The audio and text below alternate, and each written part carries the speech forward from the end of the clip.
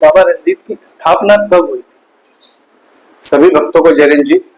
निश्चय प्रेम पतित से विनय करे सम्मान, तेहि के कारण सकल शुभ सिद्ध करे हनुमान। आज इस प्रसिद्ध रंजीत हनुमान मंदिर धाम में आप और हम लोग बैठे हैं। इस प्रसिद्ध रंजीत हनुमान मंदिर की स्थापना लगभग 140 वर्ष प्राचीनतम समय में हुई थी।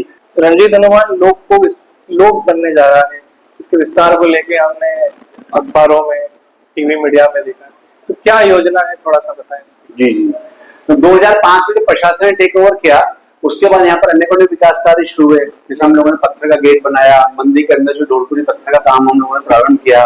उसके पश्चात 2013 के अंदर यहाँ पर एकेबीएन में जो एमडी थे मनीष सिंह साहब, उन लोगों ने ऐसे प्रशासक उन्हें यहाँ पर ज्वाइन किया। तो 2013 से लेकर जो 2018 तक का समय था, वो मंदिर के लिए स्वर्णिम काल रहा। यहाँ पर अनेकों विकास कार्य में जो मैं आपको आगे बतलाऊंगा। एक ऐसा सवाल था मेरा कि बाबा रंजीत ने आखिरी बार चोला कब छोड़ा था और इसके पीछे क्या वजह है? जी जी, क्योंकि बाबा की प्रतिमा प्राचीन काल में पत्थर की हुआ करती थी, अभी पत्थर की होती है। उसके ऊपर लगातार जब हम सिंदूर का लेपन करते हैं, बाबा का चूंकि सिंदूर और तेल, चमेली का तेल और सिंदूर से हम चूल्हा चढ़ाते हैं, तो धीरे धीरे धीरे धीरे सिंदूर की थ जमने लगती है उसके ऊपर में। और एक समय ऐसा आता है जब वो अपना चोला बाबा छोड़ देते हैं, क्योंकि ये शुभ कार्य माना जाता है। बाबा जब चोला छोड़ते तो उनको वापस से पूरा चोला वगैरह चढ़ाया जाता है। किंतु अभी मेरे देखते देखते 53 साल में अभी बाबा ने चोला नहीं छोड़ा है। अभी तक मेरे जो देखते हुए जो मेरा समय निकला है उससे नहीं छोड़ा है। आज हमारे साथ मौजूद है इंदौर के प्रसिद्ध धाम रंजीत हनुमान मंदिर के मुख्य पुजारी। आइए उनसे चर्चा करते हैं। पंडित दीपेश व्यास जी आज हमारे बीच में मौजूद हैं, जो कि हमको और हमारे दर्शकों को हनुमान जी से जुड़े कई ऐसे रहस्य और तथ्य से हमें जानकारी देंगे। आइए उनसे चर्चा करते हैं। जैसा कि हम जानते हैं कि बाबा रंजीत की ख्याति दिन प्रतिदिन बढ़ रही है। हमारा दर्शक ये जानने के लिए अति उत्साही है कि बाबा रंजीत की स्थापना कब हुई थी। सभी भक्तों को जय रंजीत। निश्चय प्रेम पतित से विनय करे सम्मान, तेहि के कारण सकल शुभ सिद्ध करे हनुमान। आज इस प्रसिद्ध रंजीत हनुमान मंदिर धाम में आप और हम लोग बैठे हैं। इस प्रसिद्ध रंजीत हनुमान मंदिर की स्थापना लगभग 140 वर्ष प्राचीनतम समय में हुई थी, जब हमारे परदादा जी स्वर्गीय भोलाराम जी व्यास यहाँ के प्रथम संस्थापक पुजारी थे। उस वक्त बाबा की प्रतिमा यहाँ पर ही ऐसी लेटी हुई प्राप्त हुई थी। उनको सीधा कर एक टीन के शेड के नीचे बाबा को विराजित किया गया था और तब से यहाँ पर निरंतर पूजा अर्चना का कार्य चलता आ रहा है। उस वक्त यहाँ पर घनघोर जंगल हुआ करता था। जैसा कि हम देखते हैं कि मौना के आगे एक क्षेत्र का नाम बियावानी है, तो उसका नाम ही बियावानी है, बियाबान। तो उस वक्त बियाबान जंगल हुआ करता था, तो मौना के इधर तो लोग आते ही नहीं थे, इक्का दुक्का लोग यहाँ पर प्रवेश करते थे। तो एक या दो भक्तों की उपस्थिति में यहाँ पर आरती पूजन का कार्य प्रारंभ होता था। यहाँ पर घना जंगल था जिसके अंदर सांप, बिच्छू और शेर चीते विचरते रहते थे। उस काल में भी यहाँ लगातार पूजा अर्चना यहाँ पर चालू रही। सन 65 के आसपास यहाँ पर जो है बाबा के जो पत्थर का शेड था उसके ऊपर गार्डर फर्शी यहाँ पर डाली गई। भक्तों के सहयोग से गार्डर फर्शी का शेड बनाया गया, उसमें बाबा को विराजित किया गया। बहुत समय तक वही उसमें ही बाबा की पूजा अर्चना होती रही। फिर धीरे धीरे कालांतर में यहाँ पर द्रविड़ नगर बसा है, सेवंटीगढ़ बसा, उषा नगर की स्थापना हुई। यहाँ पर धीरे धीरे भक्तों की संख्या बढ़ने लगी, बाबा भी भक्तों के कार्य करने लगे, तो लोगों की जो है आस्था है बाबा के प्रति अत्यंत ही जागृत होने लगी। यहाँ पर धीरे धीरे भीड़ होने लगी। सन 92 के आसपास यहाँ पर जो है जो अग्रवाल परिवार है, अग्रवाल फैमिली है, विनोद अग्रवाल जी, विराट जी, इनका परिवार में यहाँ से जुड़ा हुआ है, वो लोग जुड़े। और उस वक्त उनका कोई यहाँ पर वेयर हाउस बन रहा था, तो उस वक्त यहाँ पर दर्शन करने आए थे। तो बाबा के यहाँ पर बहुत पानी वानी की समस्या थी और वो अवश्य भी हमारा गार्डन फर्शी का शेड डला हुआ था बस एक है। तो तब उस वक्त उन लोगों से बातचीत हुई, तो उन्होंने बोला इसको पूरा आरसीसी की छत डाल देते हैं। तो सन 92 के आसपास पूरे मंदिर में जो वर्तमान में आरसीसी की छत डली हुई है, तो पूरा आरसीसी की छत डली गई है। उसके अंतर्गत पहले हनुमान जी का मंदिर, रंजीत बाबा का मंदिर अलग था, राम जी का मंदिर अलग था और शिव जी का मंदिर अलग था। किंतु 92 के आसपास एक आरसीसी की छत यहाँ पर डाली गई, जिसमें तीनों मंदिर को एक ही छत के नीचे यहाँ पर लाया गया। उसके बाद 2005 के बाद मंदिर के अंदर विकास कार्यों में तेजी आई, क्योंकि 2005 तक यहाँ पर जो मंदिर की जमीन है 4.5 एकड़ यहाँ पर मंदिर की जमीन है। तो यहाँ पर प्रशासन ने जो है कतिपय लोगों से केस जीता था उस केस को जीतने का परिणाम ये निकला कि जितने भी जो है अतिक्रमण थे वो सभी अतिक्रमण प्रशासन के द्वारा हटाए गए और 2005 के अंदर प्रशासन ने मंदिर को टेक ओवर किया गया। तो उसके बाद उस वक्त यहाँ पर तत्कालीन विधायक स्वर्गीय श्री लक्ष्मण सिंह जी गौर थे और तत्कालीन कलेक्टर यहाँ पर विवेक राजोरा सर यहाँ पर थे, एसडीएम विवेक श्रोती सर यहाँ पर थे। उस वक्त मंदिर का जो जीर्णोद्धार का कार्य प्रारंभ हुआ। रंजीत हनुमान लोक बनने जा रहा है, इसके विस्तार को लेके हमने अखबारों में, टीवी मीडिया में देखा, तो क्या योजना है थोड़ा सा बताएं। जी जी, तो 2005 में जब प्रशासन ने टेक ओवर किया उसके बाद यहाँ पर अनेकों विकास कार्य शुरू हुए। जैसे हम लोगों ने पत्थर का गेट बनाया, मंदिर के अंदर जो ढोलपुरी पत्थर का काम हम लोगों ने प्रारंभ किया। उसके पश्चात 2013 के अंदर यहाँ पर एकेवेन में जो एमडी थे मनीष सिंह साहब, उन लोगों ने ऐसे प्रशासक उन्हें यहाँ पर ज्वाइन किया। तो 2013 से लेकर जो 2018 तक का समय था वो मंदिर के लिए स्वर्णिम काल रहा। यहाँ पर अनेकों विकास कार्य में जो मैं आपको आगे बतलाऊंगा। उसके फलस्वरूप क्या हुआ कि मंदिर में भक्तों की संख्या अटाटूट बढ़ने लगी और चूंकि बाबा का सिद्ध धाम है तो सब लोगों के कार्य भी मनोवांछित की जो कामनाएं थी सब भक्तों की पूर्ण होने लगी। तो वर्तमान समय में यहाँ पर लाखों की संख्या में श्रद्धालु आ रहे हैं, तो उनको कैसे अधिकतम सुविधाएं उपलब्ध कराई जाए इसके बारे में हम लोगों ने एक प्रोजेक्ट तैयार कर जो वर्तमान कलेक्टर आशीष सिंह साहब है, जो मंदिर के संरक्षक अध्यक्ष भी है, उनके साथ में बैठ के हम लोगों ने मीटिंग की, उसमें उनको पूरा प्रोजेक्ट दिखाया। तो आशीष सिंह साहब भी मंदिर के प्रति बड़े ही बाबा के प्रति श्रद्धा रखते हैं, उन्होंने पूरा प्रोजेक्ट समझा। एडीएम राय साहब थे, एसडीएम कई एसडीएम थे, वो भी हमारे साथ में बैठे थे और उन्होंने समझ के उसको तुरंत स्वीकृति दी, क्योंकि इस प्रोजेक्ट के अंदर भक्तों को अत्यधिक सुविधा मिलने वाली है, साथ ही मंदिर का सौंदर्यीकरण का भी कार्य होने वाला है। अभी वर्तमान में इसके टेंडर लग चुके हैं, स्मार्ट सिटी को उसमें नोडल एजेंसी बनाया गया है। दिव्यांग सिंह सर जो स्मार्ट सिटी के सीईओ है वो इस काम को देख रहे हैं। 7 करोड़ की लागत का यह प्रोजेक्ट है और इसके अंतर्गत मंदिर की जो बाहर की बाउंड्री वाल आप वर्तमान स्वरूप में जो देख रहे हैं, तो पूरी बाउंड्री वाल टूटेगी, ये बाउंड्री वाल का पुनर्निर्माण होगा। इसको अंदर जगह जगह सुंदरकांड, रामायण में जो हनुमान जी से संबंधित जो चित्र है वो सब पत्थर पे हम रोके रह जाएंगे। साथ ही मंदिर के जो मुख्य द्वार है उन सबका पुनर्निर्माण होगा। उसके अलावा जो दर्शन व्यवस्था है उसमें भी आमूलचूल बदलाव होगा। सबका उद्देश्य ये है कि भक्त कम समय में अधिकतम संख्या में श्रद्धालु जो है दर्शन लाभ ले सके। उसके लिए बड़ा पार्किंग है, वहां से हम लोग एंट्री रख रहे हैं। उस एंट्री से एक कॉरिडोर बना रहे हैं, उस कॉरिडोर से होता हुआ भक्त लोग जो है अपने छोटे पार्किंग में आएंगे। छोटे पार्किंग में जिगजैग पैटर्न बना हुआ रहेगा, वो जिगजैग पैटर्न को अपन कंट्रोल कर सकेंगे। यदि ज्यादा संख्या में श्रद्धालु आते हैं तो पूरा जिगजैग पैटर्न को खोल दिया जाएगा ताकि श्रद्धालु अधिक संख्या में घूम सके, भगदड़ मचने की स्थिति नहीं बने। और वहां से वो एंट्री लेंगे दत्तात्रेय मंदिर से। दत्तात्रेय मंदिर से मंदिर के सामने होते हुए मंदिर के अंदर प्रवेश करेंगे, माता जी के मंदिर, शिव मंदिर और रंजीत बाबा के दर्शन करते हुए, राम जी के दर्शन करते हुए वापस से पुनः उनका एग्जिट बड़े ग्राउंड में हो जाएगा। बड़े ग्राउंड के अंदर ही हम लोग पानी, पीने के पानी की व्यवस्था यहाँ पे कर रहे हैं, जूते चप्पल का स्टैंड हम लोग बना रहे हैं और जो कॉरिडोर हम लोग बना रहे हैं उस कॉरिडोर में पुलिस चौकी की स्थापना रहेगी। साथ ही वहाँ पे दिव्यांग लोगों के लिए भी और बुजुर्ग लोगों के लिए यहाँ पे सीटिंग की व्यवस्था की गई है और वहाँ पर छत पर भी जो है कार्य किया जाएगा पत्थर का। साथ ही जो उसकी जो फ्लोर लगाया जाएगा उसके बहुत ही बारीकी से मार्बल का उसमें कार्य किया जाएगा।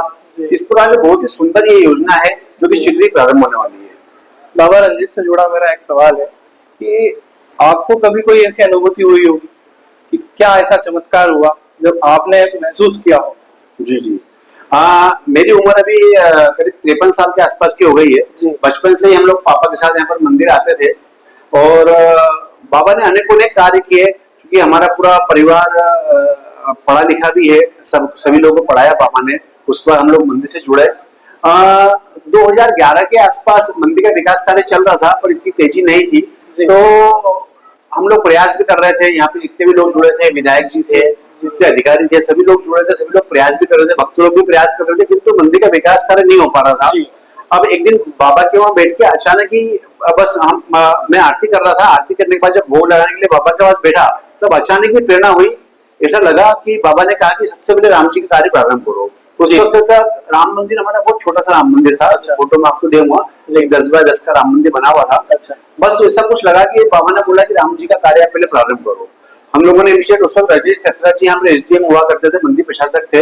हम लोग गए, हमने कहा सर राम जी का कार्य प्रारंभ करना है। उस वक्त मंदिर का बजट भी ज्यादा नहीं था, तो बोले बजट नहीं है पंडित जी। हमने बोला सर बजट की चिंता मत करो, हम सब भक्त लोग मिलकर इस कार्य को कर देंगे।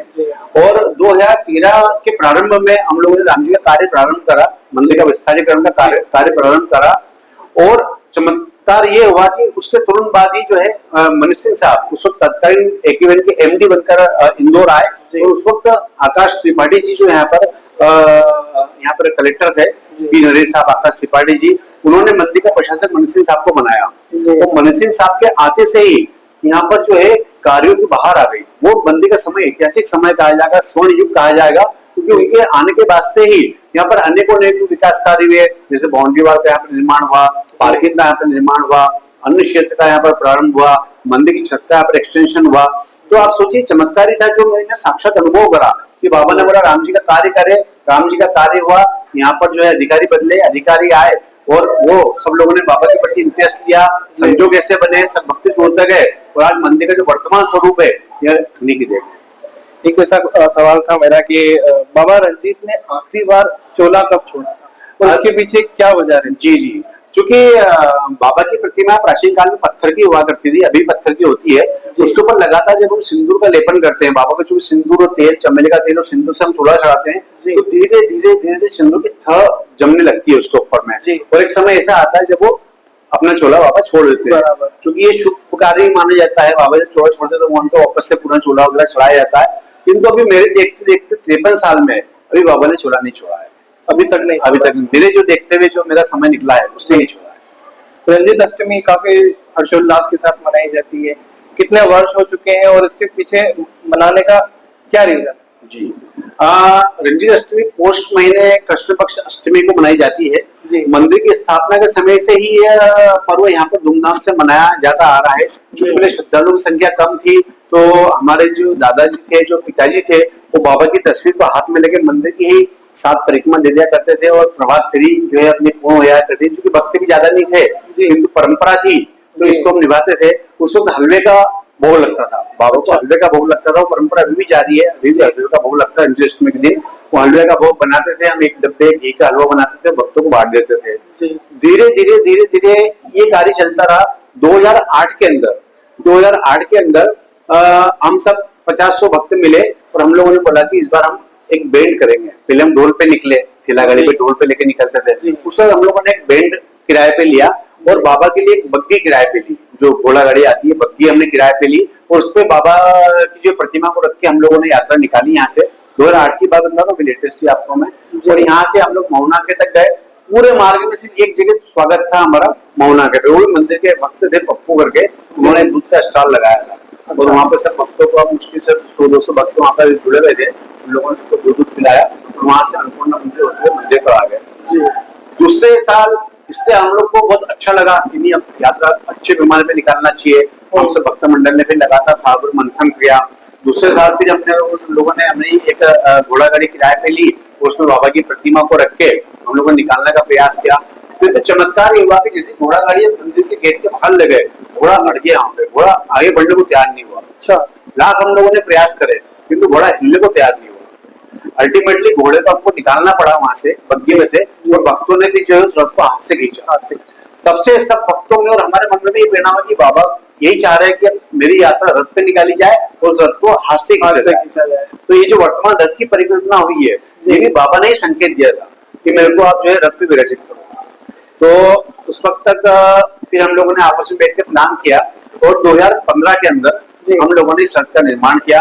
उस वक्त दशहरा मैदान मंदिर में कार्यक्रम चल रहा था स्वामी अवधेशानंद जी का। तो उस विधायक जी अपने माननीय सिंह गौड़ जी विधायक उस वक्त भी थे ये। तो उनने और अवधेशानंद जी ने उनके करकमलों से मऊनाके पे इस रथ का हम लोगों ने उद्घाटन करवाया और रथ को लेकर मंदिर पर आए।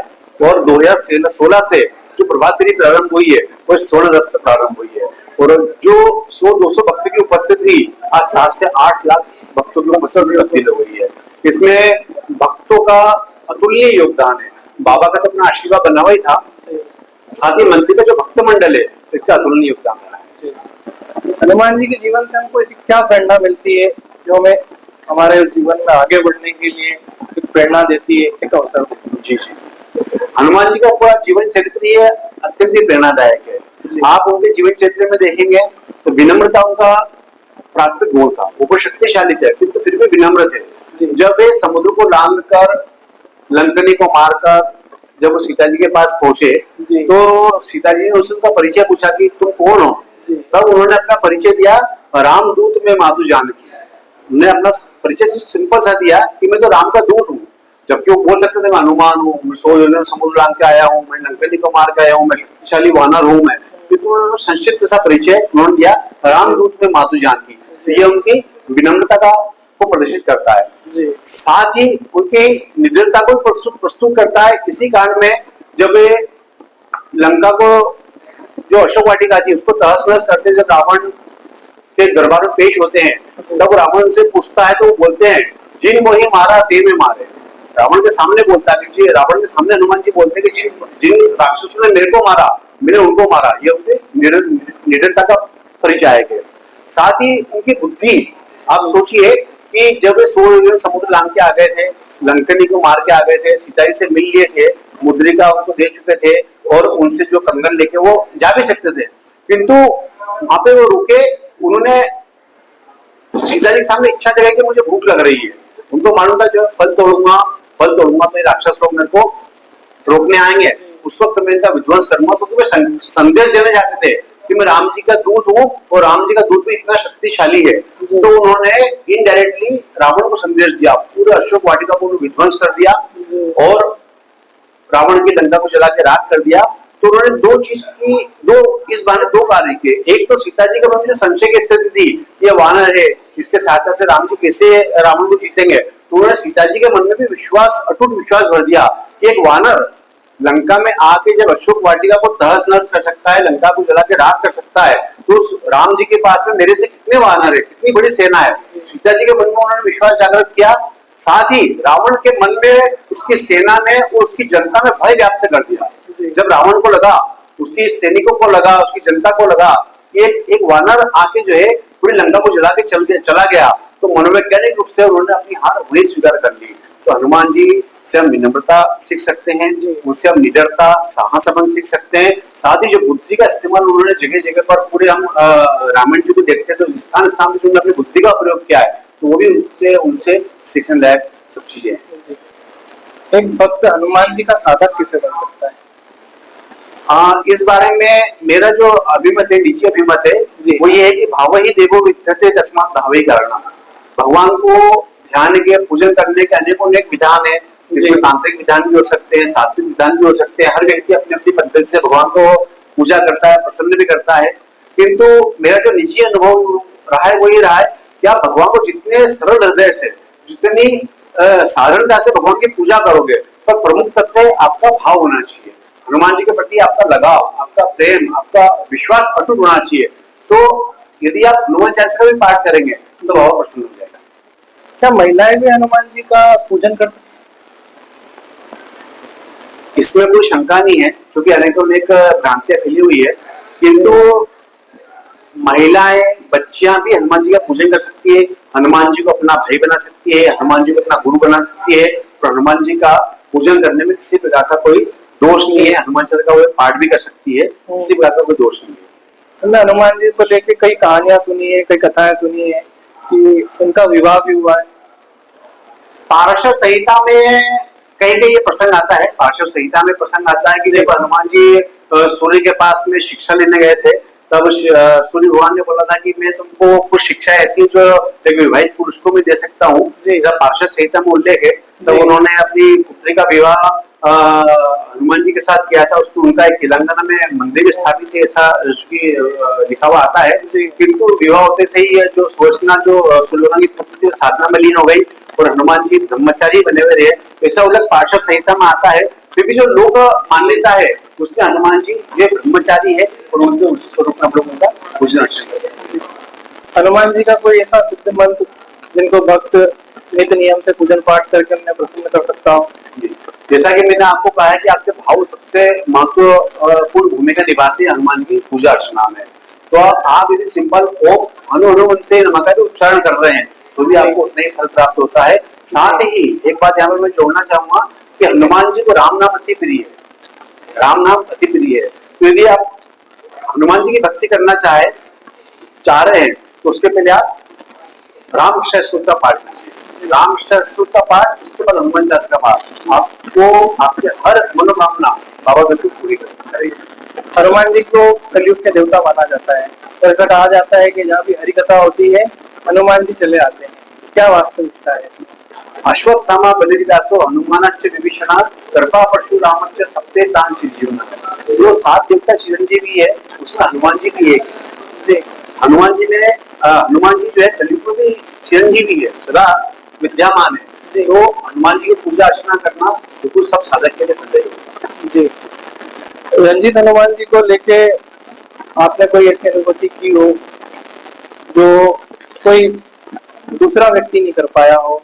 एज ए पुजारी आप बाबा से कितने जुड़े हुए हैं, गृहस्थ जीवन को लेके, सामाजिक जीवन को लेके? अब चूंकि हमारे तो 5वीं पीढ़ी इस स्थान पर गुजर गई है जी, हमारे परदादाजी, दादाजी, पिताजी, हम वर्तमान में चारों भैया बाबा की सेवा कर रहे हैं। अभी हमारी आने वाली पीढ़ी में हमारे बच्चे हैं, उनके भी बच्चे हो चुके हैं। हम निस्वार्थ भाव से बाबा की सेवा में लगे हुए हैं और हमारा जो निजी अनुभव है वो ये है कि आप यदि शुद्ध हृदय से प्रेम पूर्वक यदि बाबा की आराधना करते हैं तो बहुत ज्यादा आपको नियमों में जाने की आवश्यकता नहीं है। बस आपका चरित्र शुद्ध होना चाहिए, आपके भाव शुद्ध होना चाहिए। उस शुद्ध भाव से आप हनुमान जी को ध्याएंगे, हनुमान जी निश्चित रूप से आप पे प्रसन्न होंगे। और जहां तक चमत्कारों की बात है, जैसा कि मैंने आपको बताया कि जो प्रभात फेरी आज जो स्वरूप ले चुकी है ये चमत्कार से कम नहीं है। और ये भी मैंने आपको बताया कि इसकी प्रेरणा भी हनुमान जी से हमको मिली थी। जो वर्तमान स्वरूप जो इस धाम का आया है, जो आज तीर्थ स्तर की श्रेणी में आ गया है, ये भी मैंने आपको बताया कि हनुमान जी के पास मैं बैठा हुआ था तो हनुमान जी ने बोला कि राम जी का काम पहले आप करो यहाँ पे। ये जो निजी अनुभव थे ये बड़े चमत्कार कर देने वाले होते हैं। साथ ही जब हृदय अष्टमी पर हम बाबा को यहाँ से जो लेके चलते हैं, रथ में जब हम विराजते हैं तो उस वक्त जो अनुभूति होती है वो अविस्मरणीय है, रोंगटे खड़े कर देने वाली होती है। जब बाबा को हाथ में लेते हैं तो लगता है कि कोई शक्ति है जो हम लोगों के साथ चल रही है और हम लोगों के साथ जो लाखों की संख्या में श्रद्धालु है वो भी शक्ति को निजी रूप से अनुभव करते हैं।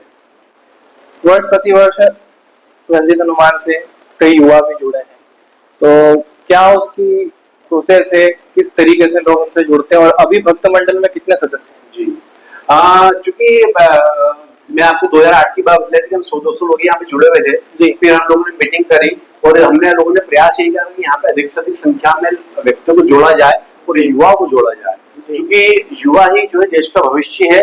और यदि युवा धर्म के प्रति जागृत होगा तो ये अपने हिंदू सनातन धर्म के लिए भी अत्यंत महत्वपूर्ण बात सिद्ध होगी। तो हम लोगों ने युवाओं को जोड़ने के लिए यहाँ पे अनेक प्रकल्प चलाए, जिसके अंतर्गत हम लोगों ने यहाँ पे मासिक स्वच्छता अभियान चलाया, जिसके अंदर सब हम सबको बुलाते थे, भक्तों को बुलाते हैं और हर महीने यहाँ पर रविवार के दिन सफाई अभियान चलाते हैं। पूरे मंदिर के हम लोग सफाई करते हैं, चाहते हैं तो 3-4 आदमी किराए पे लेके भी मंदिर की सफाई हो सकती है। तो उस सफाई में हर व्यक्ति को जोड़ते हैं, हर व्यक्ति मंदिर को अपना मानता है तो उससे उसके भाव जोड़ते हैं। तो यहाँ पर हर जो है महीने में एक रविवार के दिन करीब 800 से 900 भक्त यहाँ जोड़ते हैं, पूरे मंदिर की साफ सफाई करते हैं, महिला भजन करती है और उन सबका हम यहाँ पे सामूहिक भोज यहाँ पर रखते हैं, उससे लोग जोड़ते हैं। उसके अलावा अनेकों जो गतिविधियां हम लोग इसमें संचालित करते हैं, जैसे हम लोग जो रथ बाबा की प्रभात फेरी निकालते हैं तो उसमें 3 से 4 दिवसीय हम आयोजन करते हैं। उसमें भी हम ऐसे कार्यक्रम को इसके अंदर जोड़ने का प्रयास करते हैं जिससे अधिक संख्या में जनमानस मंदिर पर इकट्ठा हो। हर काम को किसी एक व्यक्ति से भी कराया जा सकता है, तो हम हर भक्त का सहयोग लेते हैं।